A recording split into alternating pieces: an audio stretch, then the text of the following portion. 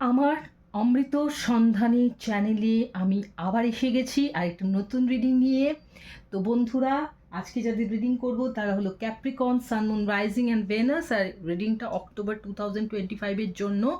তো চলো বন্ধুরা দেখে নিই যে তোমার লাইফে যে রোম্যান্টিক পার্টনার রয়েছে, যাকে তুমি ভালোবাসো বা যাকে তোমার মনে তুমি রাখো, সেই মানুষটা অক্টোবর মাসে যদি তোমাকে কোনো রকম মেসেজ করতে চায়, তাহলে সেই মেসেজটা কি হবে, তার মনের ভেতরে ফিলিংসটা কি, চলো দেখে নিই।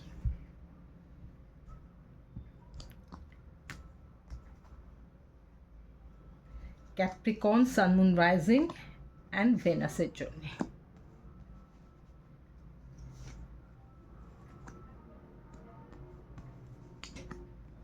তো ক্যাপ্রিকন বন্ধুরা, আমি যেটা দেখতে পাচ্ছি, প্রথম কার্ডটা absence. I feel like a part of me is missing without you. Next হচ্ছে unappreciated, I felt like you didn't care. Next third হলো irreplaceable, the way you love can never be matched. তো Capricorn বন্ধুরা, আমি যেটা দেখতে পাচ্ছি, তোমার romantic যে পার্টনার রয়েছে, সে কিন্তু তোমার থেকে এখন একটু দূরে রয়েছে, লং ডিস্ট্যান্সে রয়েছে অনেকের ক্ষেত্রেই। এবং সে এই ব্যাপারটা, সে একটু ফিজিক্যালি লং ডিস্ট্যান্সেও থাকতে পারে, বা সে মনের দিক থেকে হয়তো তোমার থেকে একটু দূরে চলে গেছে। যে বন্ডিংটা তোমাদের মধ্যে ছিল, সেটা হয়তো এখন তার মধ্যে একটু দূরত্ব এসেছে, এবং সেটার কারণই সে এই মেসেজে তোমাকে জানাতে চায় অক্টোবর মাসে, যে তার মনে হয়েছে যে কোনোভাবে এই রিলেশনশিপে কোনোভাবে হয়তো সে এমন কিছু পরিস্থিতির মধ্যে তোমাকে ফেলেছে, যাতে তোমার মনে হয়েছে যে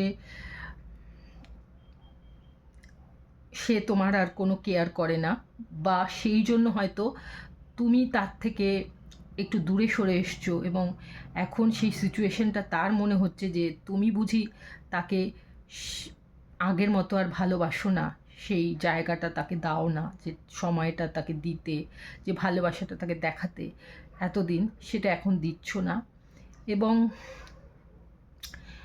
সেই জন্য হয়তো সে তোমার থেকে একটু ডিট্যাচ থাকার চেষ্টা করেছিল, বাট এই মুহূর্তে সে বুঝতে পারছে যে তোমার জায়গাটা অন্য সে কাউকেই দিতে পারবে না। হয়তো তার অনেকেরই রোম্যান্টিক পার্টনারের জীবনে কোনো থার্ড পারসন এসেছিল, তার জন্য সে তোমার থেকে অনেকটা মুখ ফিরিয়ে নিয়েছিল, বাট তারা এখন রিয়েলাইজ করছে যে তোমার জায়গাটা সে কাউকেই দিতে পারবে না। সে তোমাকে এতটাই ভালোবাসে যে তোমার জায়গাটা সে কাউকেই দিতে পারবে না। সে এখন তোমাকে ভীষণভাবে মিস করছে, ভীষণভাবে তোমার অ্যাবসেন্সটা সে ফিল করছে, এবং সে চাইছে তোমার সঙ্গে আবার রিইউনাইট হতে, আবার তোমাদের রিলেশনশিপটা আগের পর্যায়ে নিয়ে যেতে। তো ক্যাপ্রিকন বন্ধুরা, আই হোপ এই রিডিংটা তোমাদের পছন্দ হয়েছে। এরকম আরও ছোট্ট রিডিং নিয়ে আমি আসছি নেক্সট ডে।